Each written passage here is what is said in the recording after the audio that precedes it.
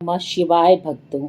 हर माह के शुक्ल और कृष्ण पक्ष की त्रयोदशी तिथि को प्रदोष तिथि या व्रत किया जाता है। प्रदोष तिथि की तिथि जब मंगलवार को आती है तब उसे भौम प्रदोष व्रत के नाम से जाना जाता है। भौम प्रदोष व्रत में कथा सुनना कहना बहुत ही पुण्यदायी माना जाता है। इस कथा में पूजा भी पूरी होती है और मान्यता है कि भौम प्रदोष व्रत की कथा सुनने से और कहने से देवों के देव महादेव का आशीर्वाद प्राप्त होता है और आर्थिक परेशानियों से मुक्ति होती है। सूची बोले, अब मैं मंगल त्रयोदशी प्रदोष व्रत की विधि विधान कहता हूँ।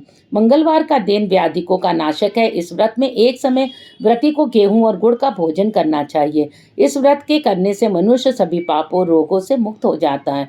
इसमें किसी प्रकार का संशय नहीं है। अब मैं आपको उस बुढ़िया की कथा सुनाता हूँ जिसने यह व्रत किया और मुझको प्राप्त हुई।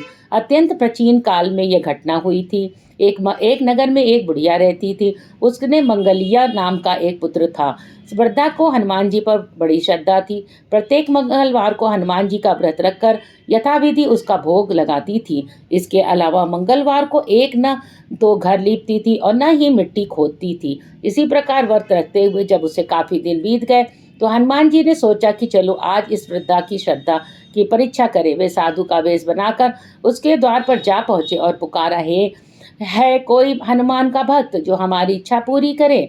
वृद्धा ने यह पुकार सुनी तो बाहर आई और महाराज क्या आज्ञा है।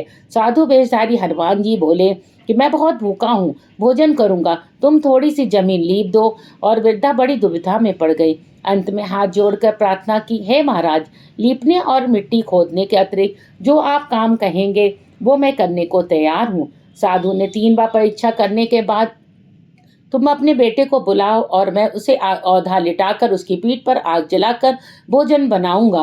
वृद्धा ने सुना तो पैरों तले धरती खिसक गई, मगर वह वचन हार चुकी थी। उसने मंगलिया को पुकार कर साधु महाराज के हवाले कर दिया, मगर साधु ऐसे ही मानने वाले न थे। उन्होंने वृद्धा के हाथों से ही मंगलिया को औंधा लिटाकर उसकी पीठ पर आग जलवाया। आग जलाकर दुखी मन से वृद्धा अपने घर के अंदर जा घुसी। साधु जब भोजन बनाकर बुलाया कर कहा मंगलिया को पुकारे, तभी वह आकर भोग लगा ले। वृद्धा में आंसू भर कर कहने लगी, अब उसका नाम लेकर मेरे हृदय को और न दुखाओ। लेकिन साधु महाराज न माने।